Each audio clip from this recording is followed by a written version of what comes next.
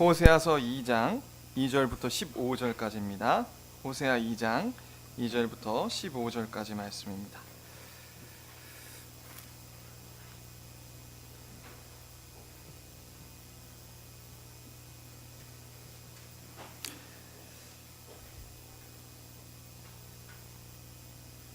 교독하겠습니다. 너희 어머니와 논쟁하고 논쟁하라. 그는 내 아내가 아니요 나는 그의 남편이 아니라 그가 그의 얼굴에서 음란을 제하게 하고 그 유방 사이에서 음행을 제하게 하라.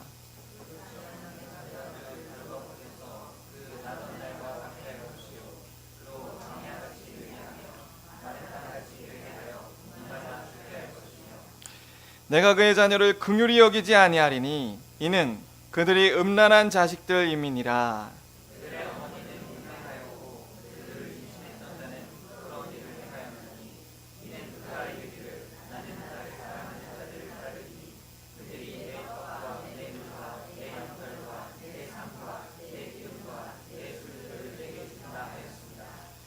그러므로 내가 가시로 그 길을 막으며 담을 쌓아 그로 그 길을 찾지 못하게 하리니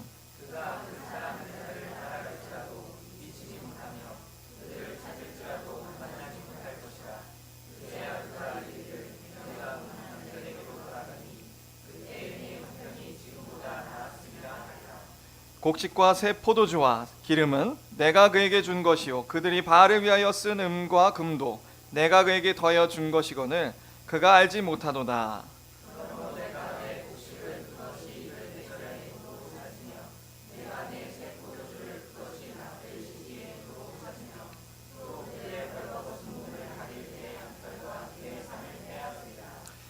이제 내가 그 수치를 그 사랑하는 자의 눈앞에 드러내리니 그를 내 손에서 건져낼 사람이 없으리라.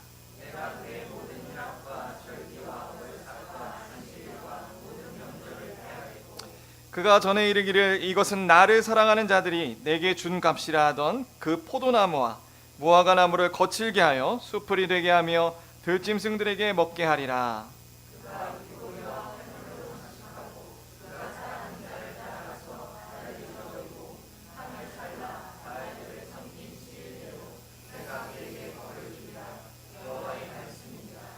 그러므로 보라, 내가 그를 타일러 거친 들로 데리고 가서 말로 위로하고 거기서 비로소 그의 포도원을 그에게 주고 아골 골짜기로 소망의 문을 삼아 주리니 그가 거기서 응대하기를 어렸을 때와 올라오던 날과 같이 하리라. 아멘.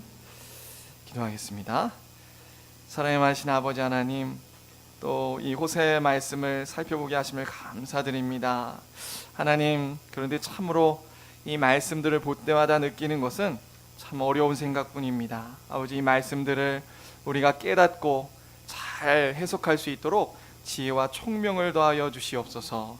하나님뿐만 아니라 정말 이것을 듣고 우리의 삶을 살아내기는 더 어렵습니다. 아버지, 들을 때는 달콤한데 이것이 삶으로 나올 때는 우리의 배에 너무나도 쓰니 주여 저희를 긍휼히 여겨주시고 하나님 정말 하나님의 은혜를 의지하여서 말씀을 붙들고 살아가는 하나님의 놀라운 은혜가 우리 가운데 임할 수 있도록 역사하여 주시옵소서. 감사하며 이 시간 하나님 홀로 영광 받아옵기를 우리 주 예수 그리스도 이름으로 기도 올려옵나이다.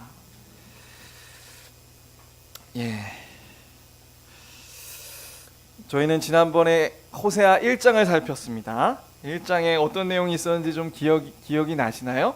한번 정리하고 가겠습니다.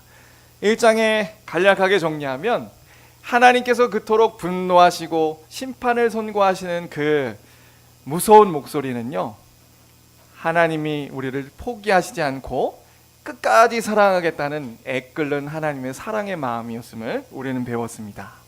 그래서 하나님께서는 자꾸만 이스라엘 백성들이 죄를 짓고 낭떠러지로 가려고 하니까 하나님은 그 자체가 너무 힘들고 또 아내였던 그 이스라엘 백성들이 정말 사랑했는데 다른 우상 숭배하고 다른 남편의 품에 안기니 너무 그것이 화가 나고 힘들어서 하나님께서 그 선고의 심판의 말씀으로 자신의 분노를 표출하시는 모습을 보았습니다.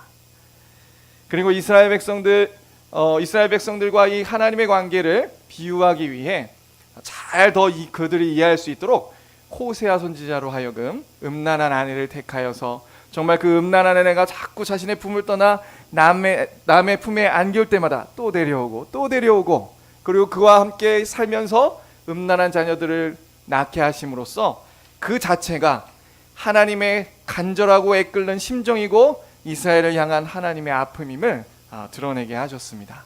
이것이 우리가 살펴본 1장이었어요. 그렇게 하나님께서 심판을 선고하시고 분노하셨던 하나님께서 10절 11절에 보니 결국에 다시 한번 너희를 회복해 하겠다. 이스라엘의 자손의 수가 바닷가의 모래와 같이 되어서 헤아릴 수도 없고 셀 수도 없을 것이고 또 남유다와 북이스라엘이 한 우두머리 즉 예수 그리스도를 필두로 그분을 구원자로 삼아 하나님의 나라를 이루어 갈 것이다 라는 예언의 약속의 말씀을 우리에게 주셨습니다. 자, 여러분, 이 1장을 절대 잊으시면 안 돼요. 왜냐? 이제부터 어려운 얘기만 나올 거거든요. 그러니까 1장의 테두리를 쳐놓은 겁니다. 무슨 말씀이신지 알겠죠? 그러니까 여러분, 하나님이 여러분들을 정말 구원하실 줄 믿으십니까? 아멘. 하나님은 우리가 어떤 모습일지라도 예수 그리스도의 십자가의 죽으심과 부활하심을 믿는다면 하나님 반드시 여러분들을 구원하실 것입니다. 믿으십니까? 여기서 나는 아직 그렇게 살지 못하는데, 나는 아직도 죄에 빠지는데 구원받을 수 있을까? 이러시면 안 되는 거예요. 하나님이 분명 당신의 아들 예수 그리스도를 보내주셔서 우리를 위해 대신 십자가에 달리셔서 우리의 죄를 사하시고 부활하심으로써 우리의 모든 구원을 이루셨습니다. 아멘. 네, 이게 큰 테두리예요. 이거 잃어버리면 이제 이 뒤부터 이거 무서워서 못 읽습니다. 그런 거예요. 이거 우리가 구약 성경을 볼 때 이런 얘기들 때문에 참 마음이 어려워져요. 왜냐면 이스라엘 백성들 다 광야에서 멸망하고 하나님이 심판하고 죽어지고 그런 내용들 뿐이잖아요. 그걸 보면서 우리는 어떤 생각을 하게 되냐면 이거 우리 구원 받겠냐 이렇게 생각이 되어진다고요. 그러나 한 가지 명심하실 것은 하나님의 큰 구속사의 흐름 가운데 한 페이지입니다. 이건 다 무엇을 향해 가고 있나요? 예수 그리스도의 십자가라는 것을 잊지 마시기 바랍니다. 아멘. 그런 관점으로 구약을 봐야 돼요. 이스라엘 백성들이 광야에서 멸망하는 것이 구원받지 못하는 것이다. 그렇게 살면 우리는 구원 못 받아. 그런 얘기를 하는 것이 아니에요. 아시겠죠? 그 사람들이 죽는 것과 하나님께서 구원하시는 것은 좀 다른 문제인 줄 믿으시기 바랍니다. 아멘. 네, 깔끔하게 정리하고 들어가겠습니다. 네, 이제 2장입니다. 자, 2장에는 어떤 얘기가 나오고 있습니까? 1장에서는요 강조되는 것이 호세아와 음란한 고멜 사이의 관계였어요. 그런데 이제 2장에서는 하나님께서 본격적으로 그 처음에 보여주던 호세아와 음란한 고멜의 그 모습을 하나님과 이스라엘 백성들의 그 구체적인 모습으로 이제 다시 한번 2장에서 실제적으로 보여주시고 계십니다. 그런데 이 사실들을 보여주실 때 2장의 본문의 구조를 살펴보면 하나님이 마치 법정에서 소송을 거시는 것 같은 그런 구조로 되어 있어요. 우리 한번 2장 2절 같이 한번 다시 읽어보겠습니다. 시작. 어머니와 논쟁하라. 내가 내 아내가 아니요 나는 그의 남편이 아니라 그 얼굴에서 음란을 제하게 하고 그 유방 사이에서 음행을 제하게 하라. 자, 지금 보세요. 지금 뭐라고 하고 있냐면 너희 어머니와 논쟁해라. 다른 말로 얘기하면 고소하고 고소해라. 시시비비를 가려라 이런 말이에요. 자, 지금 보니까 앞에 1장과 연결지어 얘기하면 호세아와 고멜 사이에 자녀들이 있었어요. 자녀들은 그래도 제3자 아니에요. 자녀들에게 얘기하는 겁니다. 너희 어머니가 잘못됐는지 내가 잘못됐는지 너희들 쟁론해라. 시시비비를 한번 가려봐라. 이것은 무슨 얘기냐면 하나님이 법적인 이 용어를 사용하시면서 이스라엘 백성들에게 한번 너만 보지 말고 객관적으로 제3자의 입장에서 너희 죄들을 한번 잘 따져봐라. 이렇게 지금 이스라엘 백성들을 초청하고 있는 거예요. 이것이 또 법적 형식이라는 것을 우리가 어떻게 잘 알 수 있냐? 이 구조를 보면요, 이게 하나 아주 짜임새 있게 돼 있어요. 먼저 하나님께서 심판 선고를 하십니다. 형벌을 내리셔요. 그 죄에 대한 상응하는 형벌을 내리신다고요. 그게 3절과 4절이고요. 그리고 6절과 7절, 그 다음에 9절부터 13절의 내용입니다. 하나님이 그의 죄에 상응하는 대가를 형벌을 내리시겠다. 심판을 선고하시는 그런 장면이에요. 그리고 그 중간중간에 어떤 말씀이 있냐면 이스라엘 백성들이 왜 심판을 받아 마땅한지 그 증거들을 나열하고 있음을 우리는 살펴볼 수 있어요. 그것이 5절이요 8절이요 그 다음에 13절에서도 조금씩 나오고 있습니다. 그래서 이 구조를 봤을 때 하나님께서 의도적으로 법적인 그런 형식을 가지고 지금 하나님과 이스라엘 백성들 간의 그 관계를 시시비비를 가려보자라고 말씀을 하고 계신다는 거예요.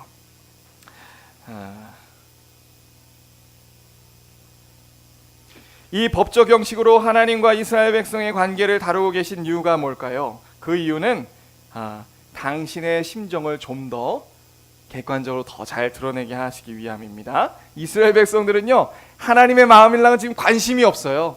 지금 이대로 갔다가는 어떻게 되는 거죠? 30년 후에 이 사람들 멸망한다고요. 하나님이 가장 원하시는 것은 무엇일까요?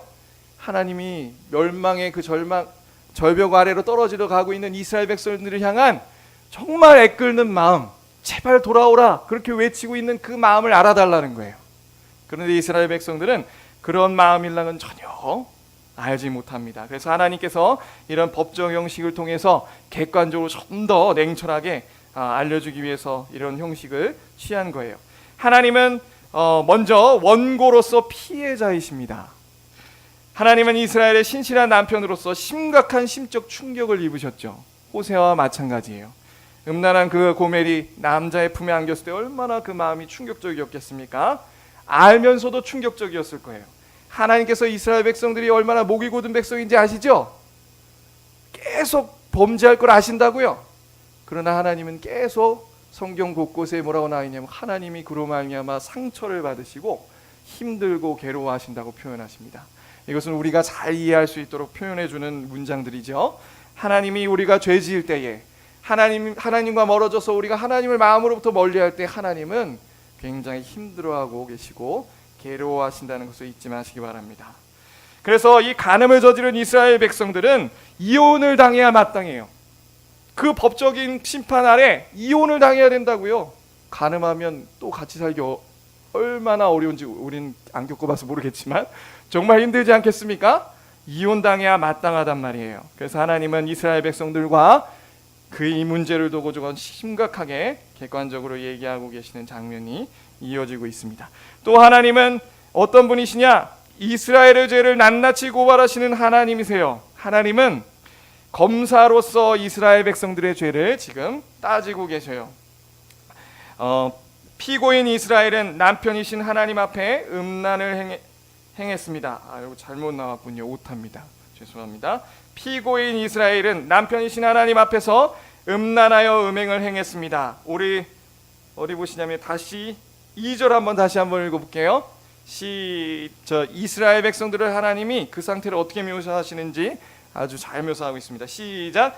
너희 어머니와 논쟁하라. 그는 내 아내가 아니요 나는 그의 남편이 아니라 그가 그의 얼굴에서 음란을 제하고 그 유방 사이에서 음행을 제하게 하라. 지금 하나님이 보시기에 죄 짓는 이스라엘 백성들이 어떤 모습이라고 하죠? 그의 얼굴에서 음란이 가득하다 표현하고 있어요. 그 다음에 그 유방 사이에서 음행이 가득하다 표현하고 있어요. 이것은 어떤 의미냐면 마치 그 창녀촌에 가면 여인들이 지나가는 행객들을 막 붙잡으려고 아주 교묘한 교태 어린 그런 얼굴 표정으로 음란하게 사람들을 이렇게 호객행위를 하는 것과 같은 그 만면의 죄악들이 다 드러나는 그런 모습을 표현하고 있어요. 또 유방 사이는 무엇일까요? 남자로 얘기하면 여기는 여성이니까 이렇게 얘기한 겁니다. 무슨 소리냐? 그 가슴, 그 마음이 남편을 떠나 지금 어디로 빼앗겼단 말입니까? 바알과 우상 숭배와 그런 것들에 마음이 뺏겨버렸다라는 것을 이렇게 표현하고 있어요. 지금 이스라엘 백성들은 너무나도 음란하게 살고 있습니다. 우리 그 표현을 이렇게 얘기해요. 13절 한번 보시겠습니까? 이 음란한 여인들이 어떻게 하나 봅시다. 그가 귀고리와 폐물로 장식하고 그가 살아가는 자를 따라가서 나를 잊어버렸다. 그러니까 지금 하나님을 떠나 뭘 쫓습니까? 바알 등 우상 신들을 섬긴다고요. 그런데 그 우상들에게 나가는 그 모습이 마치 어때요? 귀고리로 이쁘게 달고 또 화장도 이쁘게 하고 치장을 하고 그렇게 모습으로 나아간단 말이에요. 지금 이스라엘 백성들이 죄 짓는 모습을 그렇게 표현하고 있는 겁니다. 이스라엘 백성들은 하나님께 찾아야 할 우상에게서 만족을 찾았어요. 자, 이런 이스라엘 백성들의 죄악상을요, 아주 열왕기하 17장에서 잘 표현해주고 있습니다. 열왕기하 17장은요, 이스라엘 백성들이 마지막 호세아 왕을 끝으로 멸망하는 장면이 나와요. 근데 왜 멸망하는가, 그 죄악들이 다 써 있습니다. 우리 한번 열왕기하 17장으로 한번 가보시죠. 30년 후에 반드시 멸망하게 돼 있다고요. 이대로 가면. 그 죄악들이 어떤 죄악들인가, 열왕기하 17장에 잘 나와 있습니다. 어떻게 이들이 음란을 행했는가 한번 보시죠.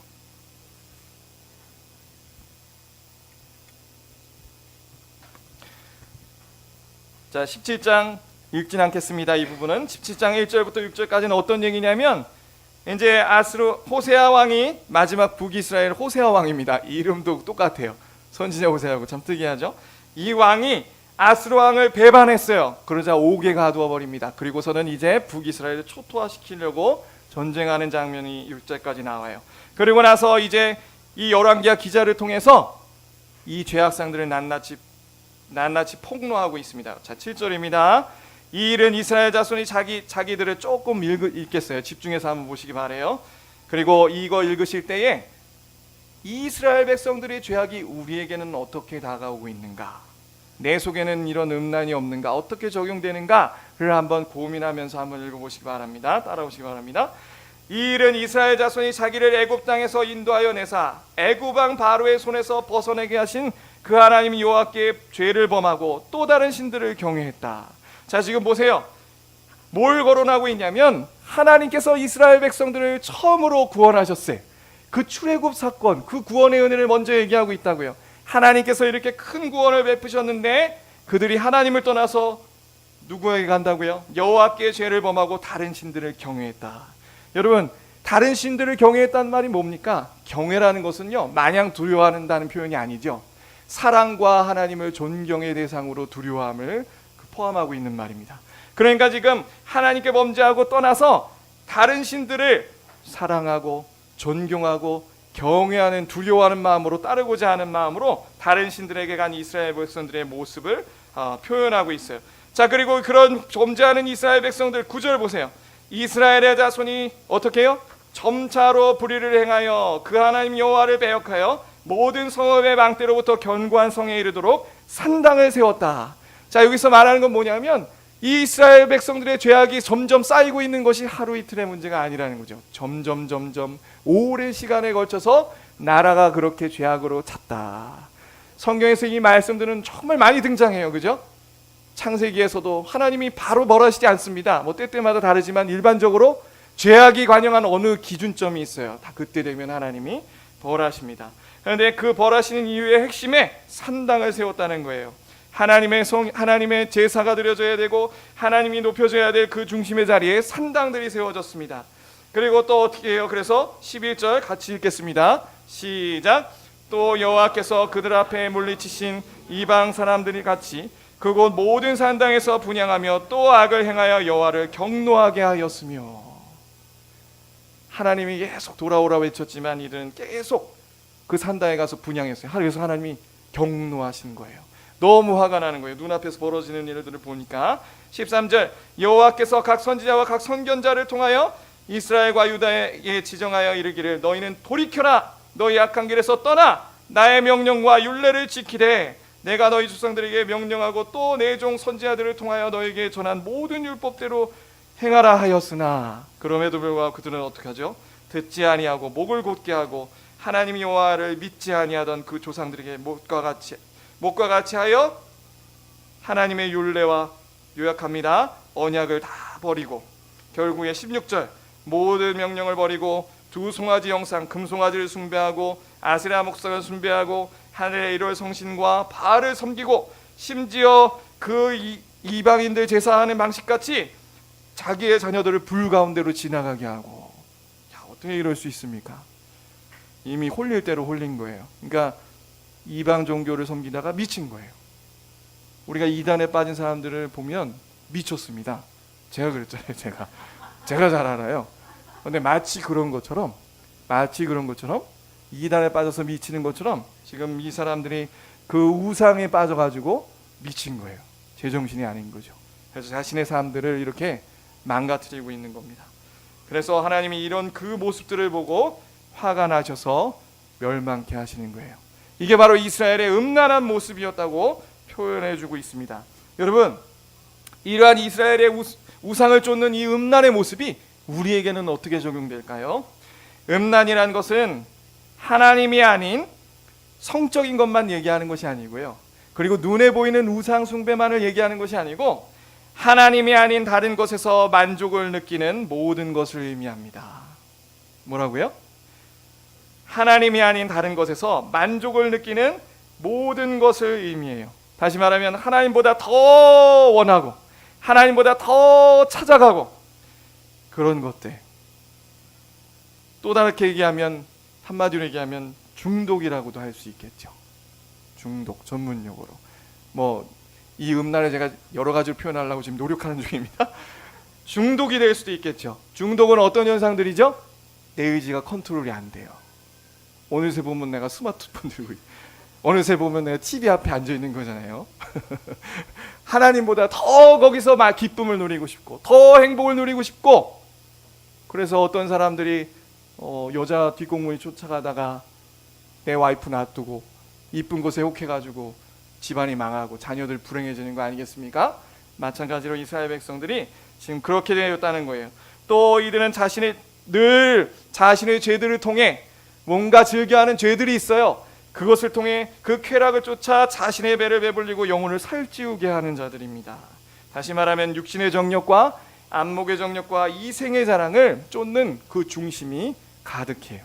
이게 음란한 상태라고 할 수 있습니다.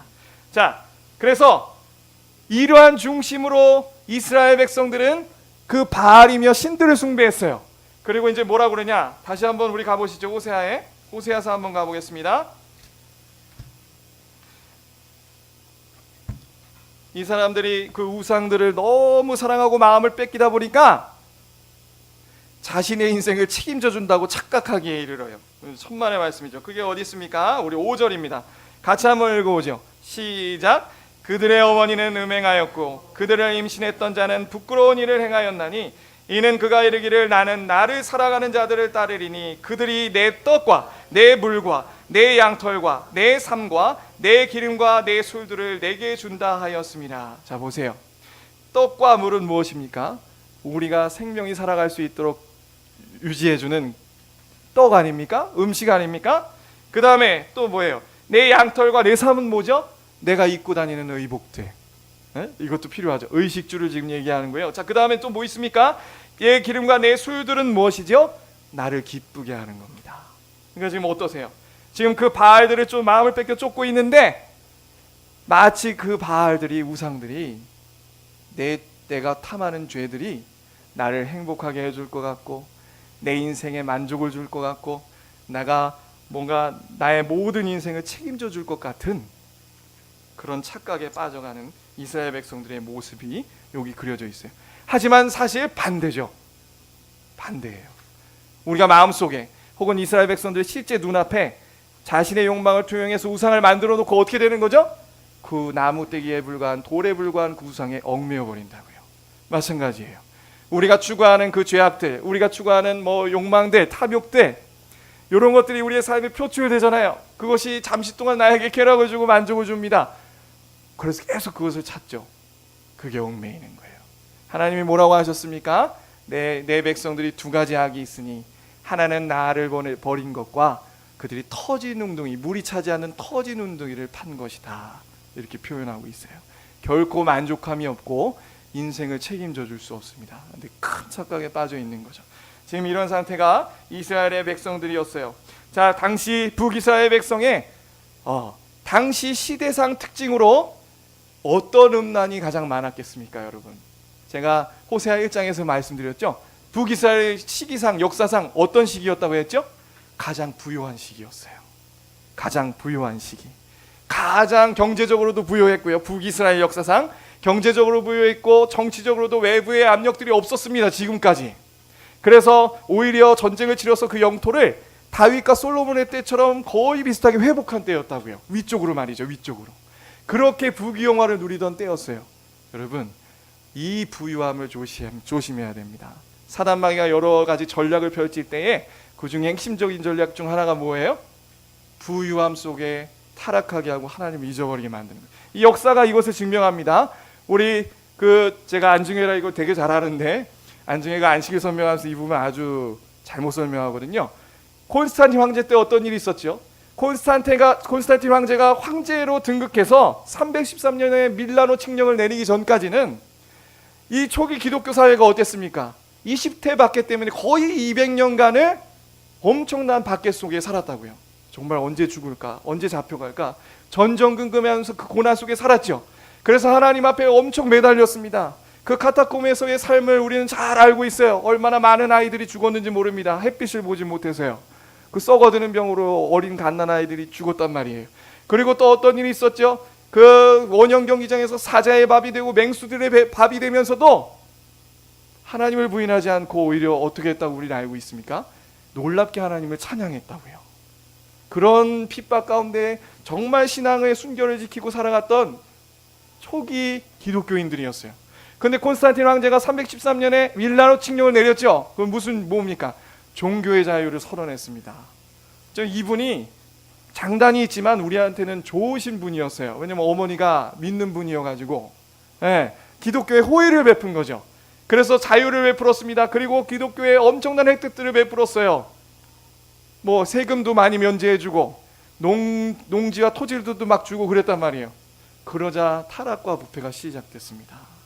이 종교학적으로 부유할 때 이 종교들이 많이 타락한다고 하는데, 그때 이제 첫 번째 특징이 뭔지 아십니까? 다 아시죠? 그 종교의 성직자가 늘어나는 거예요. 당시도 마찬가지였습니다.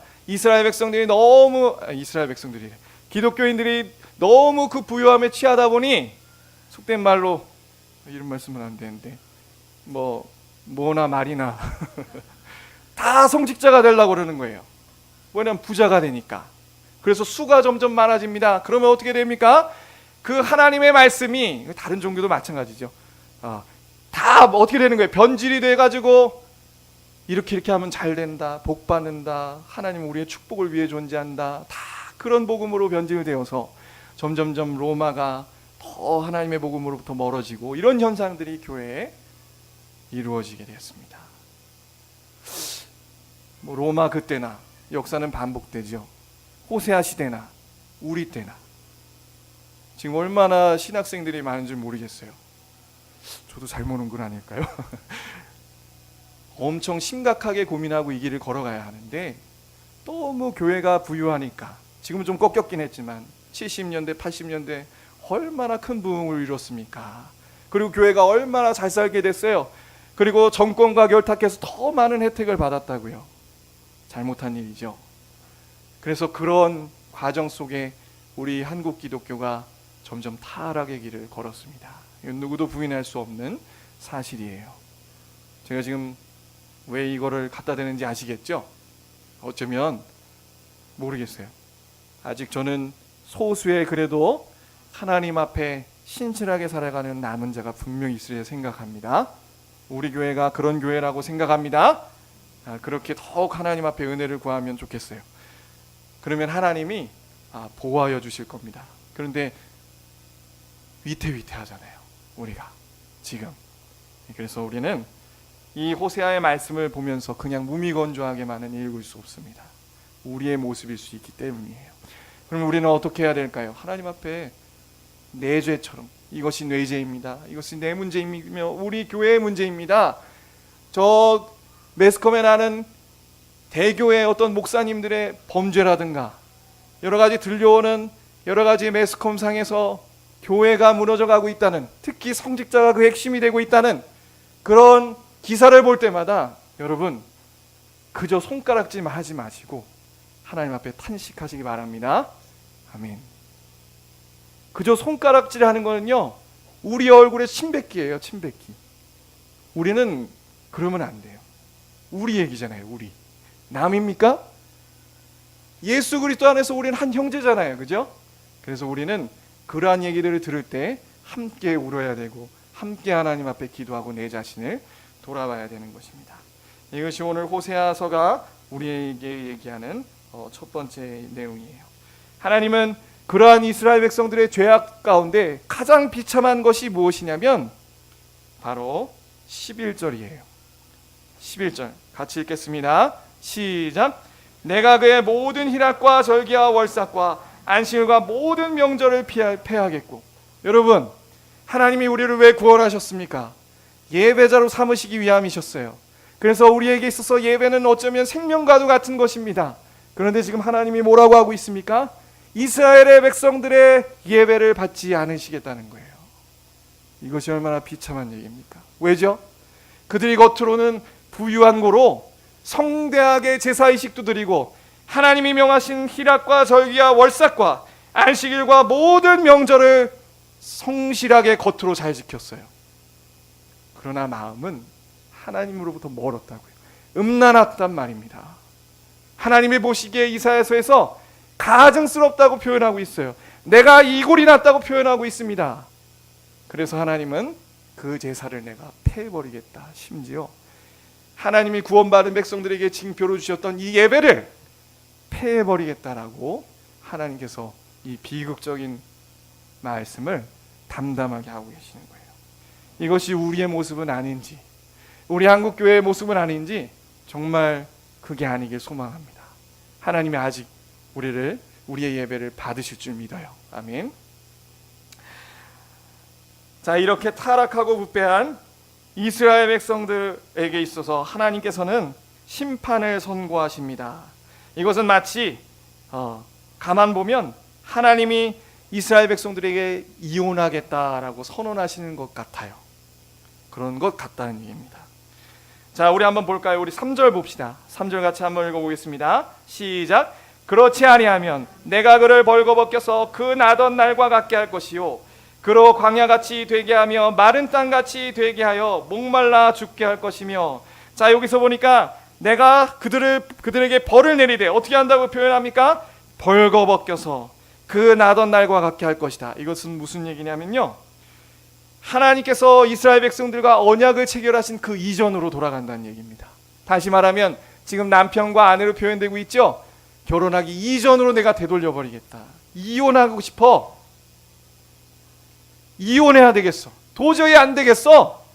라고 표현하는 장면이에요. 또 한번 봅시다. 하나님께서 또 뭐라고 표현하고 계십니까? 자, 12절이에요. 12절에 보니까 이렇게 말씀하십니다. 같이 한번 읽어볼까요? 시작. 그가 전에 이르기를 이것은 나를 사랑하는 자들이 내게 준 값이라 하던 그 포도나무와 무화과나무를 거칠게 하여 수풀이 되게 하며 들짐승들에게 먹게 하리라. 이것은 어떤 얘기인가요? 그 결혼하여서 풍요로운 남편에게 여러 가지 혜택을 입었습니다. 실제 물이며 떡이며 의식주를 다 누가 책임져 줬습니까? 남편이었다고요. 그런데 지금 하나님께서는 뭐라고 하시냐? 내가 이혼한 것과 같이 내가 너에게 주었던 모든 혜택들을 다 걷어가겠다. 그 얘기예요. 먹고 마시는 것과 의식주와 모든 것들을 다 제거해버리겠다. 이것은 무슨 얘기입니까? 실제로 아수르가 722년에 쳐들어와서 그렇게 이스라엘 백성들의 모든 것을 다 빼앗아가겠다라는 것을 미리 말씀하고 계시는 거예요. 하나님은 이렇게 이스라엘 백성들의 풍요들을 다 빼앗아 버리겠다고, 가져가겠다고 말씀하고 계시는 거예요. 그러나 여러분, 하나님은요 이렇게 이혼하실 것처럼 으름장을 놓으시고 분노를 표출하시지만 이혼하셨을까요? 아니에요. 근데 여기 조금 뒤에 조금 어려운 얘기를 하겠습니다. 결국 이혼하지 않으십니다. 보세요. 마지막 심판 선고, 이 구조상 마지막 심판 선고가 나와야 되는 게 14절이에요. 그런데 지금 뭐라고 하고 있냐면 같이 한번 읽어보겠습니다. 시작. 그러므로 보라, 내가 그를 타일러 거친 들로 데리고 가서 말로 위로하고 거기서 비로소 그의 포도원을 그에게 주고 아골골짜기로 소망의 문을 삼아주리니 그가 거기서 응대하기를 어렸을 때와 애굽 땅에서 올라오던 날과 같이 하리라. 심판 선고를 해야 되는데 지금 또 뭐라고 하고 계세요? 내가 먼저는 그를 타일러 거친 돌로 데리고 가서 위로하겠다. 그리고 나서 거기서 비로소 포도원을 다시 그에게 주고 아골골짜기는 소망이 없는 절망이 가득한 골짜기죠. 어떤 학자들은 이렇게 얘기하더라고요. 누가 그런지 기억은 나지 않는데 예수 그리스도의 십자가, 그 골고다 언덕을 상징하는 것이다. 뭐 어떤 학자는 그렇게 얘기하더란 말이에요. 그러나 뭐 연결 지을 수도 있죠. 그 절망이 없고 낙담이 가득하고 좌절된 그 골짜기로 소망의 문을 삼아주겠다. 그래서 거기서 웅대하기를 어렸을 때와 애굽 땅에서 올라오던 날과 같이 하겠다라고 말씀을 하셔요. 하나님은 이스라엘 백성들과 이혼하길 원하시지 않습니다. 그게 본심이에요. 자, 그런데 오늘 한 가지 우리가 짚고 넘어갈 부분이 있어요. 하나님이 분명 분노하시고 심판하신다는 것은 이스라엘 백성들을 향한 애끓는 사랑의 마음이라고 했잖아요. 그런데 그 사랑이 어떤 사랑이냐는 게 오늘 핵심입니다. 그 사랑이 어떤 사랑일까요? 이 법적 형태의 소송의 이 구조로 하나님께서 설명하시고자 하는 핵심 바로 그거예요. 하나님이 그토록 이스라엘 백성들을 사랑하신다고 하셨는데 그 사랑은요, 우리와 달라요. 그게 오늘의 핵심입니다. 우리는 아무리 자녀들이 죄를 진다고 해서 실제 멸망을 경험하게 하시진 않아요. 어떤 말씀인지 아시겠습니까? 이건 구원 문제하고는 좀 다른 문제예요. 하나님께서 분명 하나님은 이스라엘 백성들이 죄를 돌이키고 회개하면 용서해 주십니다. 지금이라도 당장 하나님은 그럴 태세셔요. 그러나 우리가 알다시피 이스라엘 백성들은 회개하지 않아요. 그러면 우리 자녀들한테는 멸망을 주진 않는다고요. 그런데 하나님은 북이스라엘 백성들을 멸망하게 하셨습니다. 이 부분이 우리가 마음이 너무 어려워요. 이 하나님을 우리가 어떻게 해석하고 받아들일 수가 있겠는가? 누가 이 하나님의 심판 멸망 앞에서 견뎌내고 그 하나님을 충분히 이해하고 그렇구나라고 생각할 수 있을까요? 저도 이 부분을 굉장히 오랫동안 고민해 왔습니다.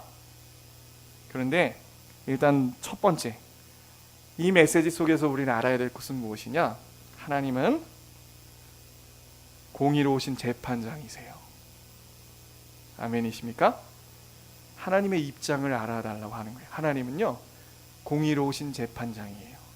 제가 복음을 전할 때 이 부분을 늘 얘기하곤 했는데, 만약에 공의로운 그 재판장이 죄가 있어서 검사에 의해서 고발당한 그 죄를 따지지 않고 그냥 아는 지인이라고 해서 좀 사랑한다고 해서 그 죄를 눈 감아주면 그는 공의로운 재판장이 될 수 없습니다. 자리 내려와야죠. 그런데 하나님은 공의로운 재판장이시라는 거예요. 그래서 뭐라고 말씀하시냐? 죄를 타협할 수 없다는 겁니다. 우리는 그 하나님을 잊으시면 안 돼요. 자, 그럼 죄를 타협하지 않으시는 하나님 앞에 우리 어떻게 되는 겁니까? 어떻게 돼요? 우리는 날마다 우리는 연약해서 죄로 넘어집니다. 그렇죠? 그럼 우리는 어떻게 해야 되는 거냐는 거죠. 자, 제가 답을 먼저 앞에서 드렸어요. 그래서 드린 거예요. 답은 무엇이죠? 우리가 이것을 간단하게 답으로 제시하지만 붙들어야 되는 겁니다. 바로 해답은 예수 그리스도의 십자가밖에 없는 거예요. 그래서 우리가 이 부분을 너무 빨리 넘어가지 않길 소망합니다. 아멘? 왜냐? 그래야 우리가 얼마나 하나님 앞에 죄짓고 비참한 존재인지 깨달을 수 있는 거예요. 아멘이십니까? 너무 빨리 그리스도께로 나아가면 우리는 내 상태가 얼마나 부패하고 타락한지 볼 수 없습니다. 여러분, 호세아에 늘 등장하는 얘기들을 한번 보세요. 하나님은 먼저 무엇부터 얘기하시냐면 너희들은 죄로 타락했다, 부패했다, 너희들 그거 그냥 가만히 놔두면 멸망이야, 이 얘기부터 먼저 하신다고요. 그러고 뒤에 하나님의 구원, 하나님의 약속을, 회복의 약속을 말씀하십니다. 여러분, 반드시 이 순서를 기억하시기 바랍니다. 이게 바로 예수 그리스도의 십자가의 순서 아니겠습니까? 여러분, 하나님은요, 당신의 아들을 죽이셨어요. 죽이셨다고요. 야, 이거 정말 무시무시한 일 아닙니까? 하나님은 절대 죄와 타협하실 수 없는 분이십니다. 이 십자가의 죽음이 아니고서는 부활의 영광에 참여할 수 없어요. 이게 오늘의 메시지입니다. 뭐라고요? 십자가를 통과하지 않으면 부활의 영광에 참여할 수 없습니다. 구원은 없어요. 아무리 우리가 교회에 예배드리고 헌금을 내고 하나님, 내가 하나님을 믿습니다 라고 입술로 고백할 수 있습니다. 그러나 우리는 마태복음 7장 21절에 잘 알고 있어요. 주여 주여 하는 자마다 다 천국에 들어갈 것이 아니다. 분명히 귀신도 쫓아냈고 하나님 앞에 놀라운 사역도 행했습니다. 하나님, 내가 이렇게 하나님 당신을 위해 많이 하지 않았습니까? 하나님 뭐라고 하셨나? 나는 불법을 행하는 이 사람아, 나는 너를 동무제하지 못한다. 그는 예수 그리스도의 십자가를 통과한 사람이 아니었어요. 예수 그리스도의 십자가를 통과하지 않고도 얼마든지 신앙생활할 수 있습니다. 이게 무서운 거죠.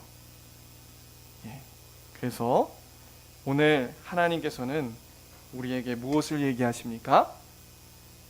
하나님은 우리를 사랑하십니다.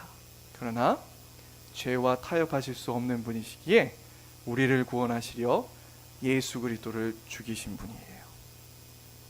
이것을 잊지 마시기 바랍니다. 십자가의 골은 너무나도 깊습니다. 우리가 그저 흘릴 내용이 아니에요. 이것밖에 우리에게는 소망이 없는 줄 믿으시기 바랍니다.